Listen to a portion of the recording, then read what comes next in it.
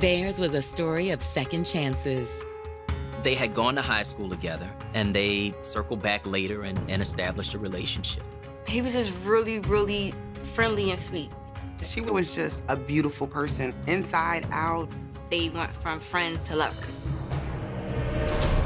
But their flame was extinguished the moment one of them disappeared in the city of brotherly love. There were prayer vigils and rallies being held throughout the city. I'm not gonna let it go until I can find out where my daughter's at. Nobody knew who would have wanted to harm her, and that's what made it such a mystery. As days turned into weeks, loved ones began to fear the worst, while investigators uncovered one dark secret after the next. My reaction to both pregnancies was like, man, how did you get yourself into this situation? They began to suspect that this is a homicide. But to stop this roller coaster ride of emotions, detectives would have to spring a trap, one seemingly fit for a blockbuster spy movie. It was something out of a Hollywood film. I mean, it was that exciting and that dramatic. The lights come on, the sirens come on, and you talk about somebody being caught red-handed.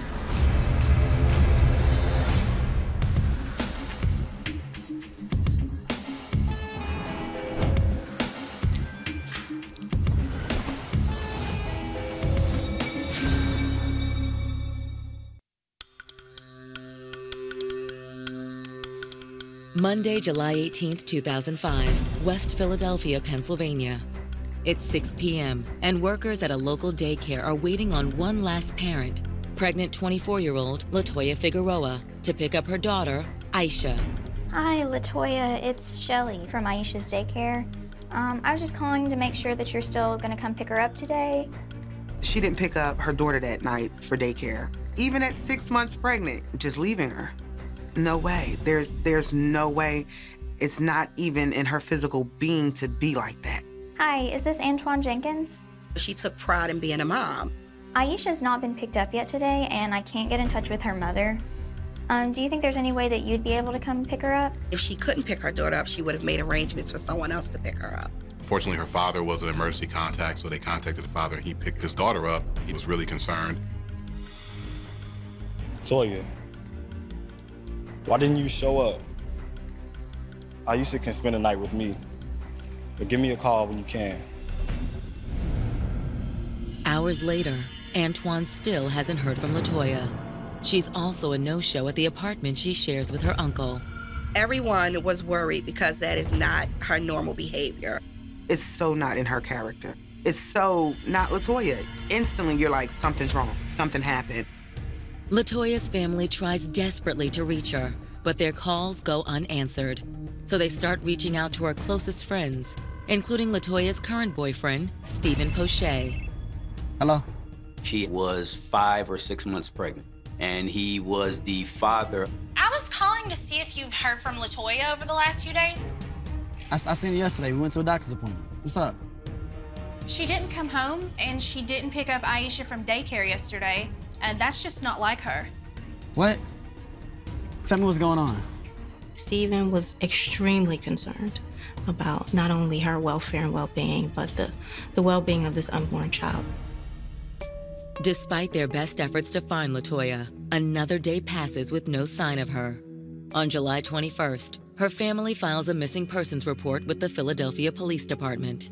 Latoya's family let the authorities know right away, this is unlike Latoya. So they really believe that something's wrong. People were thinking, what could have happened to Latoya? Was she in a hospital somewhere and no one could identify her? Did someone snatch her? And was she still alive? It's a huge mystery. A mystery that was about to become a rallying cry for a city. One rippling with unspeakable deceit and tangled lies that all culminates in a heart-stopping showdown.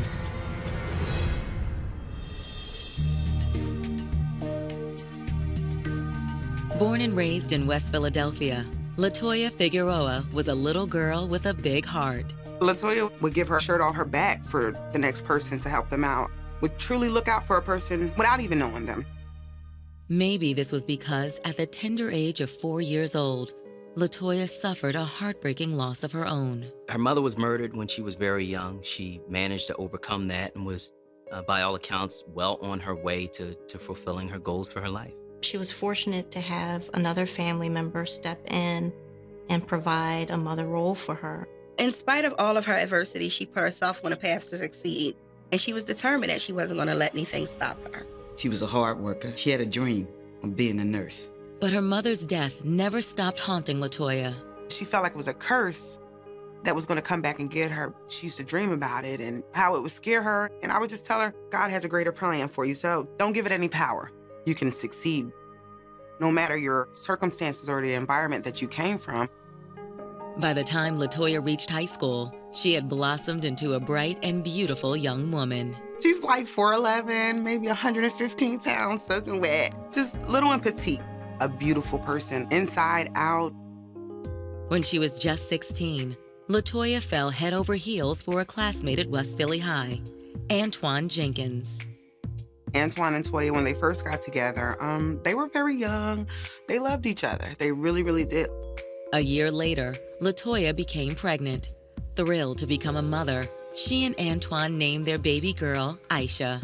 She was very responsible, very good caretaker, very interested in loving and nurturing her daughter, an involved parent. She loved being a mom, and she was a great mom. The love for their child wasn't enough to keep LaToya and Antoine together as a couple. After graduating high school in 1999, the two parted ways. I believe it was a good relationship. I think that they both were just too young.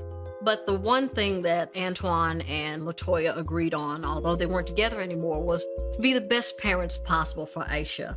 They both remained good friends, and they wanted to make sure that Aisha came first. But raising a daughter on her own meant LaToya had to make sacrifices, and that meant putting her dreams of nursing school on hold. She had 3 jobs, and one was a hostess.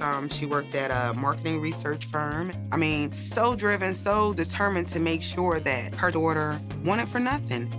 As much as LaToya adored her daughter, at 23, the young woman with a shining smile and killer figure still craved something else. She wanted to love again. She wanted to share her life with somebody. As fate would have it, one day in late 2004, she unexpectedly bumped into an old friend. Toya? Steven? Steven had worked at a local oil company, but he had known LaToya since high school. He was just really, really friendly and sweet. Look at you. You look good. You look good yourself, though. You think? Trust me, I know. Toya was pretty, so I think he was attracted to her. Now, her being attracted to him, I can honestly say he's one of the few good guys. So you should definitely hit me up. I'd love that. What's your number? They started off as friends, very good friends. They were both funny, goofy, laid-back type of people. LaToya felt comfortable with him. It wasn't long before the pair's friendship blossomed into something more. Somewhere along the line, it became an intimate situation, whereas though they went from friends to lovers. This is good. Like, I love it. Really good. He was sweet and romantic. He's the type of guy that holds the car door open, buys the flowers, stuff like that. For LaToya, being with Steven was just easy. Steven was great with Aisha, and that meant the world to LaToya. A fact that soon became even more important after LaToya broke some news to Steven. I'm pregnant. Really? Yeah. That February, a few months later, after they reconnected, LaToya found out that she was pregnant. She was ecstatic. She was totally overjoyed. She tells her family that she's pregnant and she plans to have this child and move forward in their relationship. Steven was a little shocked when he found out that Toya was pregnant, but he was happy about it. He named the baby and everything. With Steven's love and support, LaToya's future had never seemed more promising. She was dedicated to having and caring for this child, similarly to the way that she was caring and loving her daughter. She had a beautiful daughter, another child on the way, and a man in her life who loved her. Life was good, and it seemed like it was only going to get better. But on July 18th, 2005, the life Steven and LaToya were building together comes crashing down. That day, LaToya Figueroa disappears without a trace. She's literally vanished. Someone who typically stays connected to their family to go missing and just vanish, that's a huge red flag that something has gone wrong.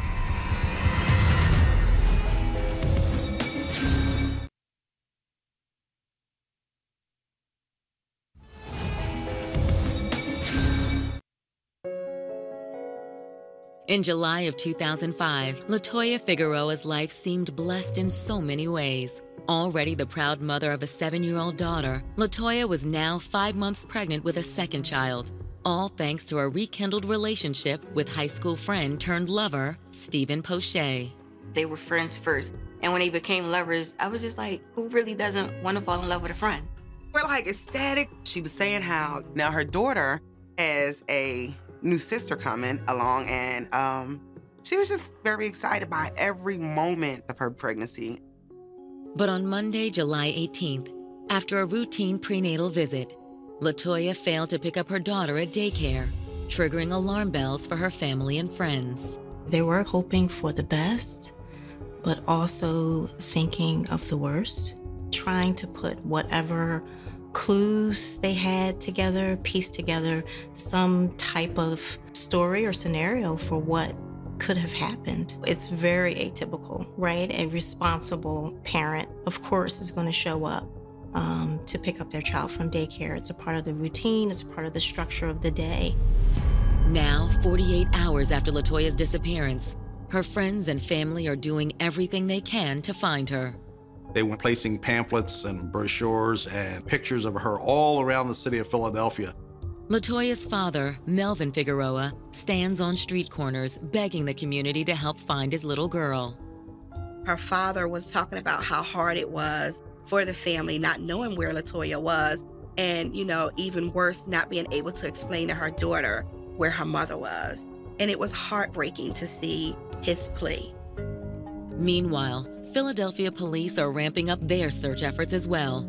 They've started by looking at one of the people closest to LaToya.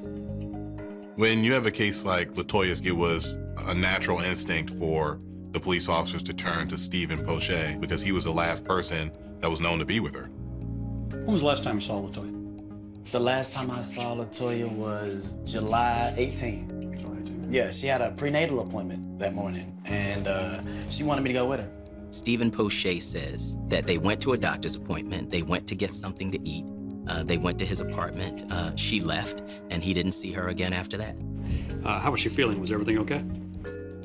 Everything was fine. I mean, she wanted to go shopping for the baby, so I mean, I went to the bank and got out $300. What time did she leave the house here? 5 o'clock. She had to go pick up Aisha from daycare, yeah. Emotionally, Stephen was a wreck for multiple reasons, because one, she was pregnant with his child. No one knew where she was at. Stephen appears genuinely concerned, and when detectives follow up on his story, it checks out. Stephen's bank records show a withdrawal from that afternoon for around $300. And a neighbor claimed that they saw LaToya walking around 5 p.m. near Stephen's apartment. Stephen agreed to let the police department search his home.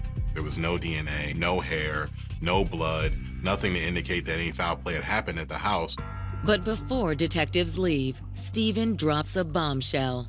One that suggests his relationship with LaToya wasn't as seamless as it appeared. He brings in the possibility of her other relationships with other men. He mentions that there's a person that's giving her flowers. He mentions that there's a person that works at the Friday's restaurant. Then he also mentions the fact that she has this previous boyfriend who she has a child with.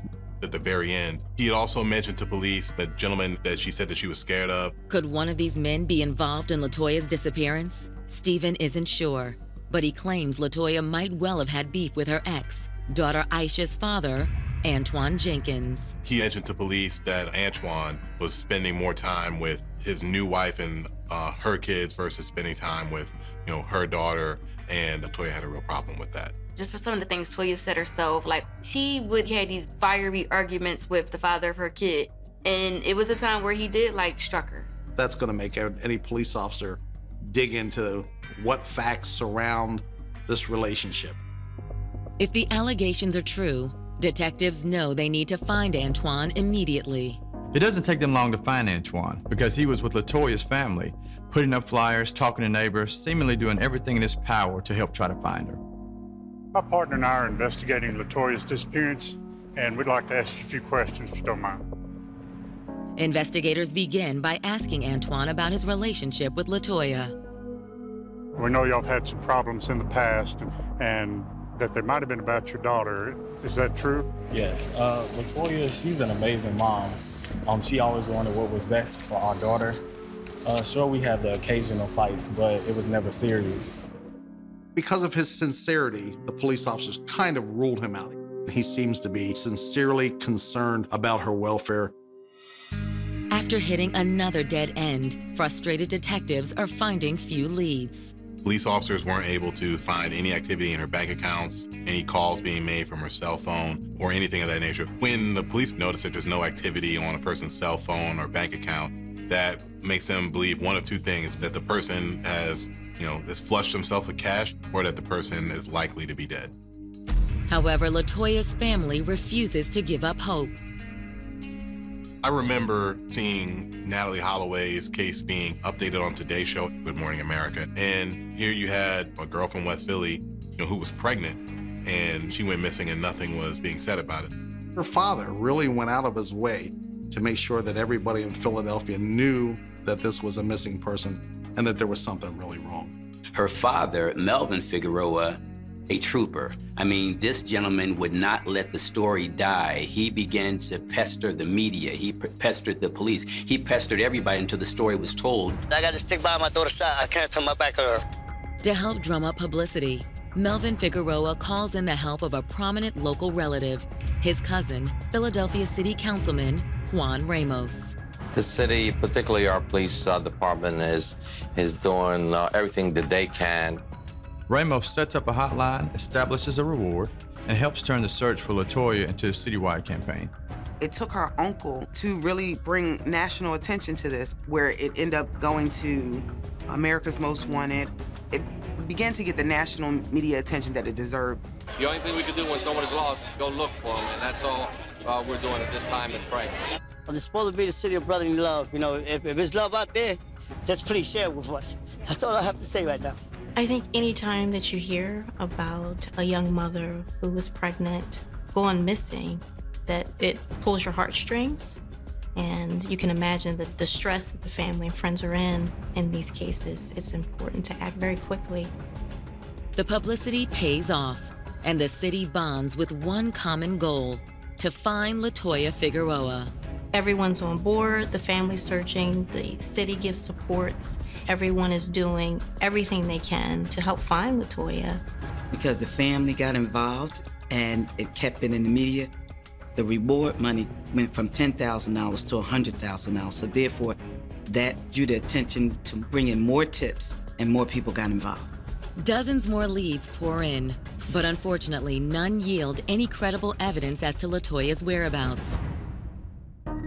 Then on August 16th, a police team makes a shocking discovery in the Brewery Town section of Philadelphia, 5 miles away from where LaToya was last sighted. They found a badly decomposed body of an African-American woman.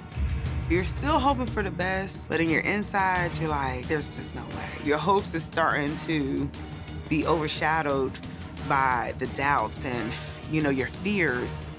She may not be coming back.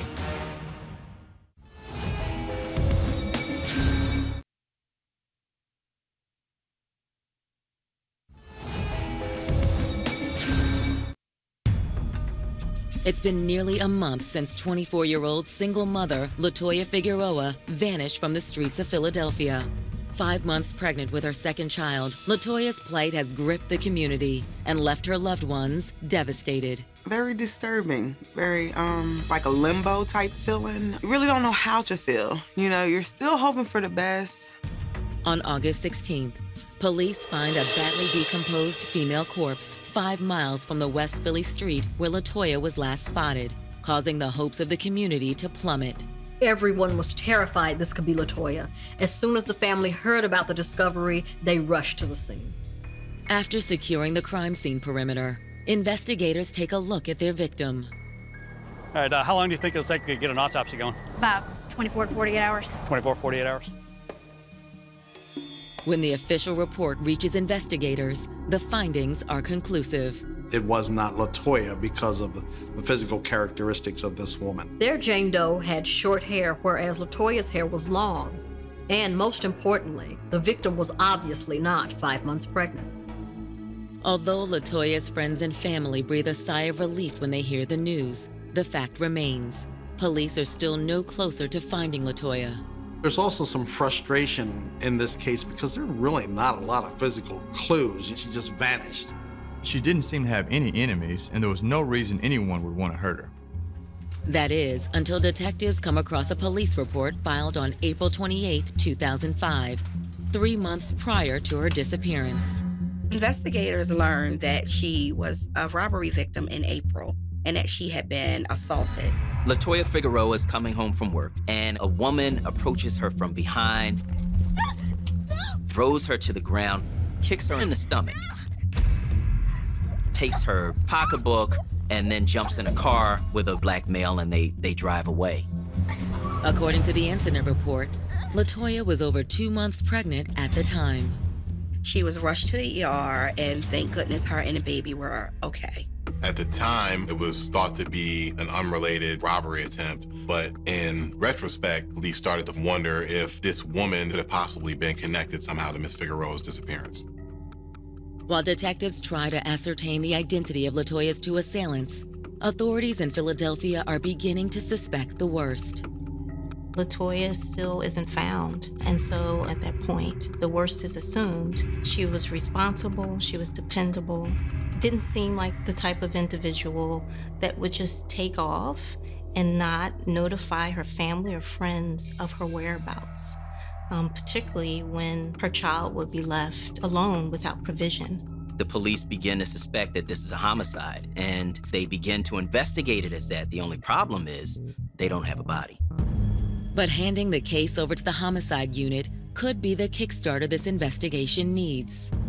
You know, if you classify it as a homicide investigation, you get the best investigators, the best detective team, presumably, you know, all working on this case. And they are literally going back to the drawing board.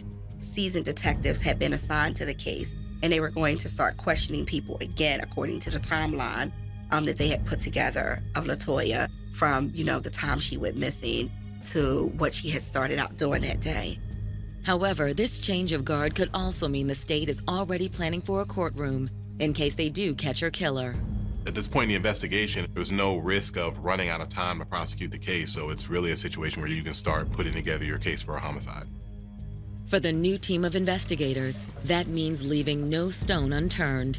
However, before detectives wade too deep into the murky waters of LaToya's case, they receive a startling call from her cousin, Kertisha Davis. Detective Jones.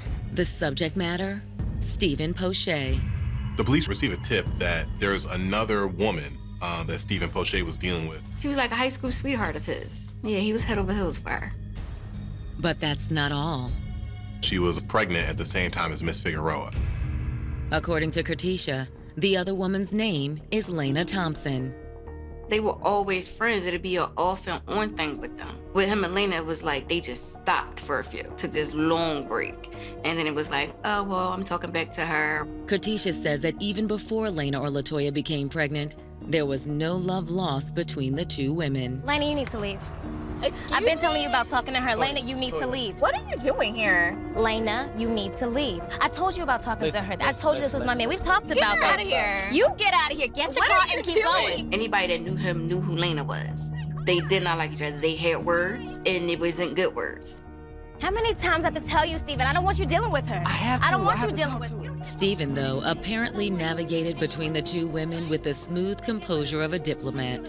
He did not like that confrontational stuff. He didn't want it to be them bumping heads. So that's pretty much what it was about. Just like, look, let's squash it.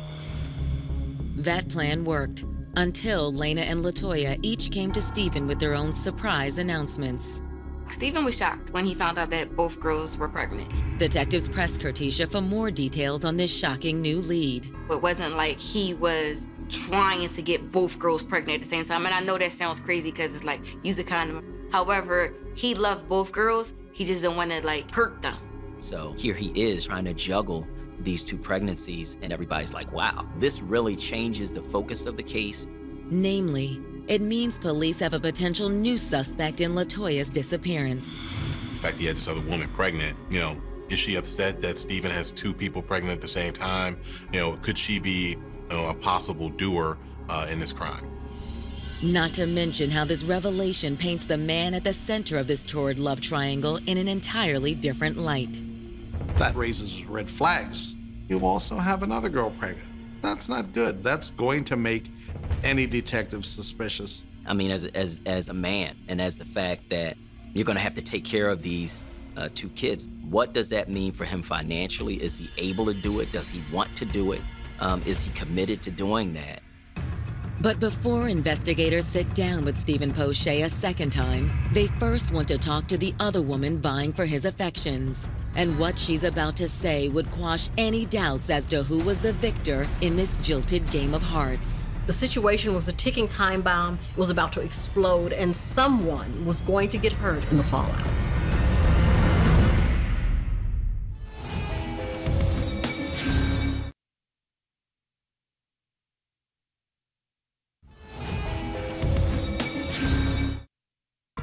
As the search for missing 24-year-old mother, LaToya Figueroa, reaches the end of its first month, detectives have discovered that the father of LaToya's unborn child, Stephen Poche, is involved in not 1, but 2 steamy relationships. He is stuck between a relationship with 2 women. 2 women he has pregnant at the same time. Stephen responded to them both being pregnant like any guy would. Like, oh, what did I just do? Naturally, investigators are curious if this development had any bearing on LaToya's disappearance. So they sit down with Stephen's other love interest, Lena Thompson. Listen, we know that Stephen Poche is the father of your child and LaToya's. That must have made you upset. I just wanted Stephen to be happy. Did you have anything to do with her disappearance? No. What did you do when you found that LaToya was pregnant with his child too? Stephen didn't even want that baby. He wanted LaToya to have an abortion. There's this phone conversation that happens between LaToya, the girlfriend, and Stephen, where the girlfriend and Stephen are asking LaToya to get an abortion. And she says no, that is not something that she would be willing to do.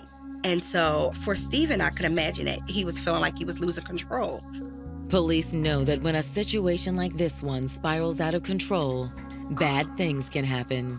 It is frustrating. We know that there's a love triangle, but we really can't tie these ends together. Detectives can't help but wonder if LaToya's street robbery 4 months earlier wasn't as random as it first appeared. There were rumors that there was a guy who had some females attack LaToya, made it look like a robbery, and that this was going to be a kind of on-street abortion by beating her in the stomach to the point where she miscarries. Now, you and Stephen wouldn't have had anything to do with that attack, would you? Seems like a pretty good way to get rid of a baby, huh? That's crazy. Like, I had nothing to do with that. I swear. The rumors of the attack were just that, rumors. Nothing the police found directly tied Lena or Stephen directly to the attack. Lena's alibi on the day of LaToya's disappearance checked out, so they had to let her go. But investigators still have a few questions for Stephen, so they sit down with him for a second time. Why didn't you tell us about Lena's pregnancy? Because it had nothing to do with this. Really? Asking LaToya to have an abortion had nothing to do with her or her disappearance?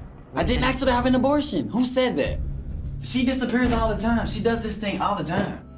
The thoughts that I had about Toya when she was missing was like, she done it again, she'll be back. She gets upset, doesn't want to be bothered, wants somewhere to cool off. That's what she normally does.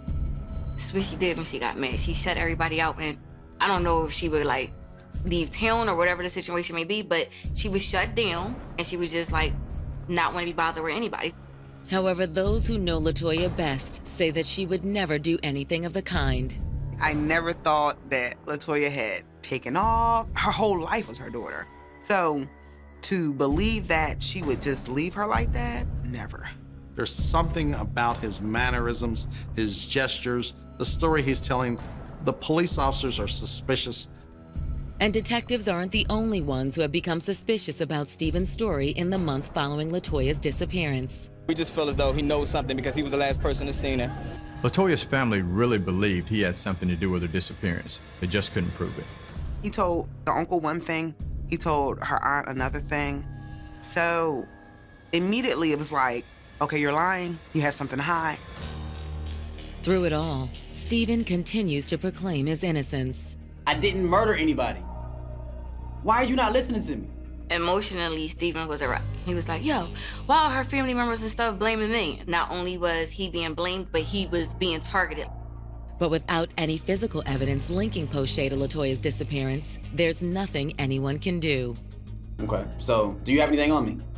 Because if you don't have anything on me, I'm ready to go. They interrogated him for hours on end. He was able to be let go because they had no proof he was showing any foul play in the whole ordeal. There were no defensive wounds, no DNA, no body, no evidence. If you don't have the body, you can't have a murder. That is until an unlikely witness steps forward with a chilling story. A story that may just finally reveal what happened to LaToya Figueroa. An informant contacts the Philadelphia Police Department and tells him that a man calls him, wants him to get a van, a shovel, and of all things, a body bag.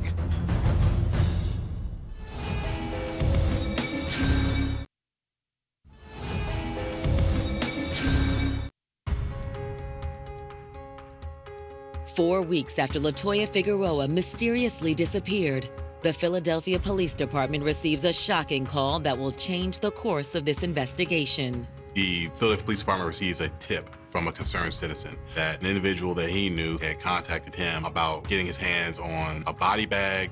Why else would somebody want a body bag if they weren't intending to put a body in it?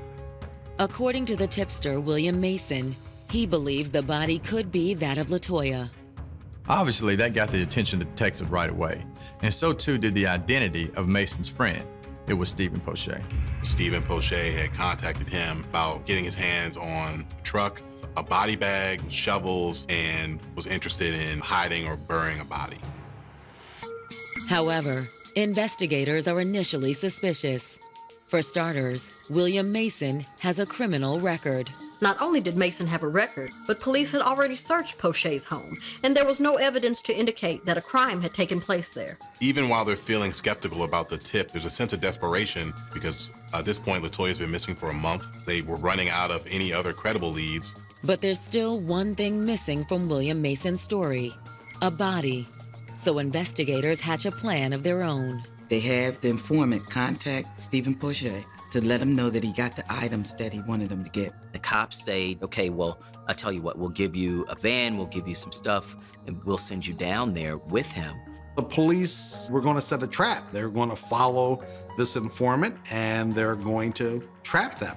In terms of the police working with this witness to help catch a suspect, the courts have said for centuries that any law enforcement entity can work with a good guy or a bad guy to catch a bad guy.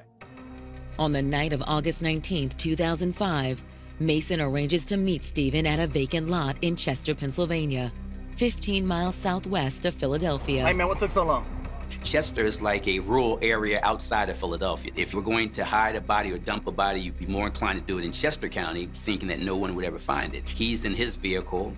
The friend who's supposed to help him move the body is in that separate vehicle.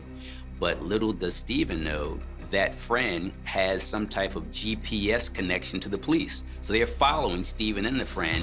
The police follow them down to Chester.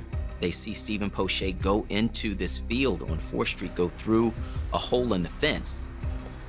Man, this place creeps me out. What you doing, man? Hand me a soap. Hand me a... But as Steven starts to dig, law enforcement's surveillance team notes something troubling. Steven had 245s and a bulletproof vest on. They find that he's armed, and they find that he is apparently ready to do harm to someone, and perhaps even the person who helped him to move that body. Fearful that William Mason could be the next victim, officers move in. As Steven is about to take the body out, the lights come on, the sirens come on, and you talk about somebody being caught red-handed. Suspect has fled the scene. All officers be advised. Suspect is armed and dangerous. Philly police apprehended Steven at the scene and took him into custody without a shot being fired.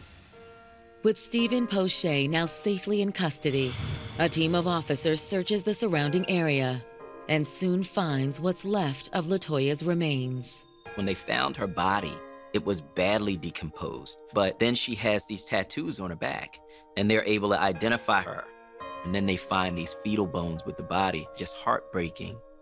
She had been in a trash bag for 30 days in 100+ degree weather, and she had went from 130 pounds to 30 pounds when they found her. Very devastating. This is a case that every detective in Philadelphia knows about. So the immediate identification was the tattoos. Later on, dental records were used to confirm that this was, in fact, LaToya Figueroa. The Delaware County coroner examines the body, and they find that the cause of death is asphyxiation. For friends and family, it's a devastating turn of events. But after over a month of anguish, any answer is better than the agony of the unknown.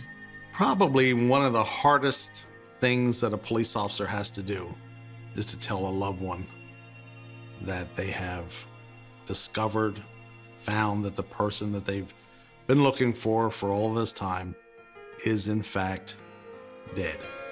It was relief. It was relief as far as you don't want to be in that limbo area anymore. I'm not wondering if it's this way or if it's that way.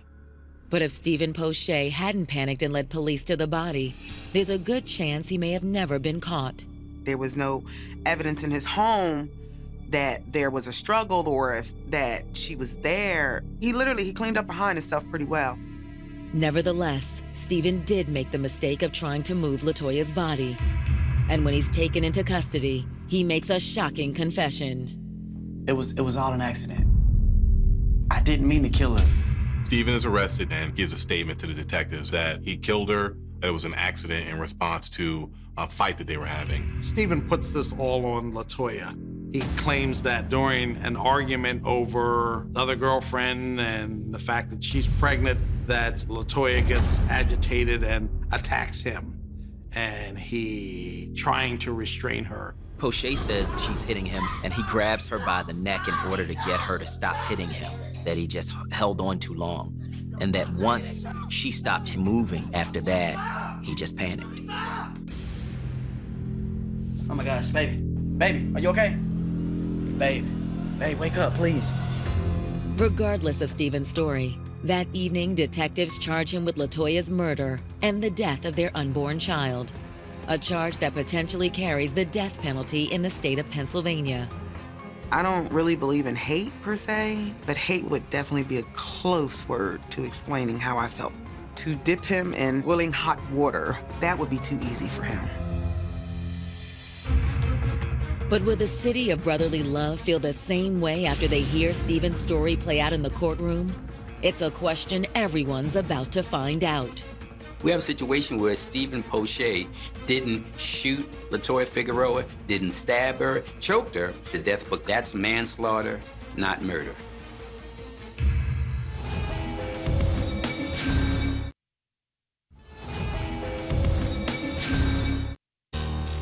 On August 26, 2005, the body of 24-year-old expectant mother LaToya Figueroa is finally laid to rest. Those who file in to mourn the loss are still trying to cope with the shocking reality that LaToya died at the hands of her unborn child's father, Stephen Poche. This was a heinous crime. Stephen Poche was charged with killing LaToya and their unborn child. They literally caught him in the process of moving her body, and just the evilness that's with him, anger, could not even express or explain how I felt at that moment. The community response was, of course, outrage, because Stephen had kept denying that he had anything to do with her missing. This was horrible news, and everyone wanted to see LaToya return alive, her and her unborn child. Charged with first-degree murder, Stephen faces the death penalty if convicted. His defense team fears the community's animosity can make getting a fair shake next to impossible. So in the final hours before the trial, they make a bold move. This was a death penalty case, so we know that we had to work out any deal we could have to avoid him being executed. And that's why at the very last minute, the 11th hour, the Commonwealth agreed that if he requested a judge trial instead of a jury trial, they would take death off the table and he'd be facing life in prison. As far as prosecutors are concerned, that's as much leniency as Stephen Poche deserves. In opening arguments, They assert LaToya's death was the result of Stephen's selfish and senseless actions. He had another girl pregnant, was moving in with her. He didn't care about LaToya and his other child. And all he could see is trying to figure out how to get rid of this so that he can think he could be happy with this other girl and his other baby. He told her, you have to abort this because otherwise they're going to destroy everything I'm trying to do. She refused to do that. For the prosecution, Stephen had a clear motive. The easiest way out of this predicament was to get rid of LaToya once and for all. LaToya Figueroa was beginning to be a strain on his other relationship. And so I think when he looked at the possibility of this child coming along, it was a commitment he was not willing to take. It's the state's contention that following LaToya's prenatal appointment on July 18th, both she and Stephen returned to his apartment where he began his premeditated attack. You have to see this, I do!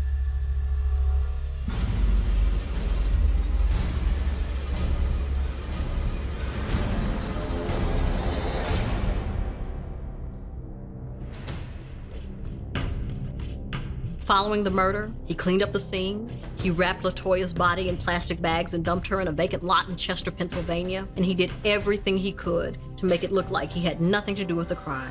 And it's about a month later, when the heat really gets turned up on Poche, that prosecutors believe that he had concocted a plan to kill William Mason and frame him for the crime. It was just a sick and unbelievable story all the way around. The prosecutor's office was really focused on the fact that Mr. Poche had two young ladies pregnant at the same time, and he was the last person with her. They had this tip from William, and of course, the icing on the cake was a confession or the statement from Stephen. But it's Stephen's very statement to police that's the crux of his defense team's case. We don't want to hide his confession. We want to show his confession front and center because it proves exactly what we've been saying from day one. This was voluntary manslaughter, sudden intense passion, and his confession shows that. First-degree murder carries a much higher penalty than a manslaughter type of killing, where it's really a killing of circumstance. Clearly, it wasn't premeditated. Clearly, it wasn't intentional. He freaked out, he choked her, and pressed too hard.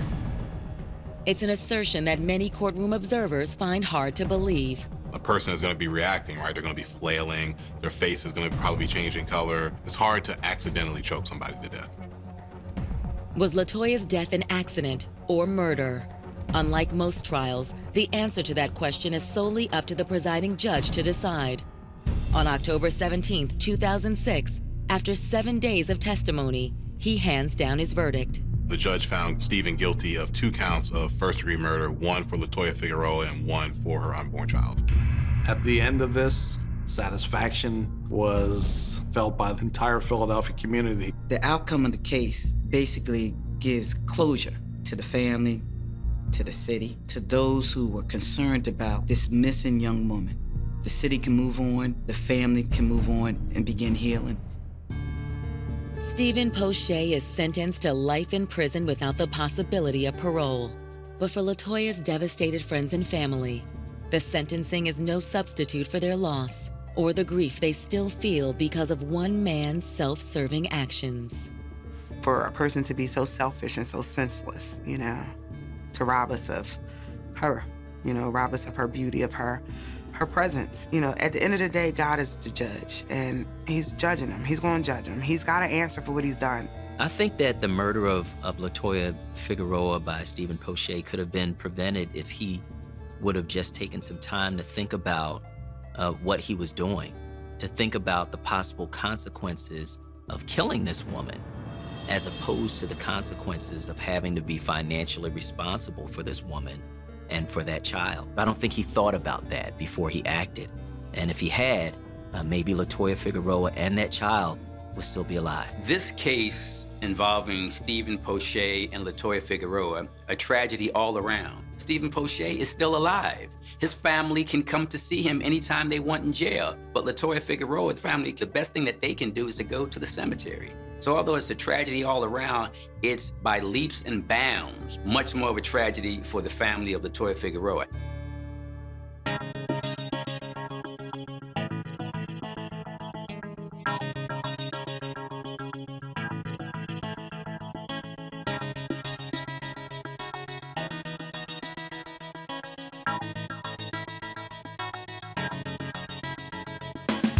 News.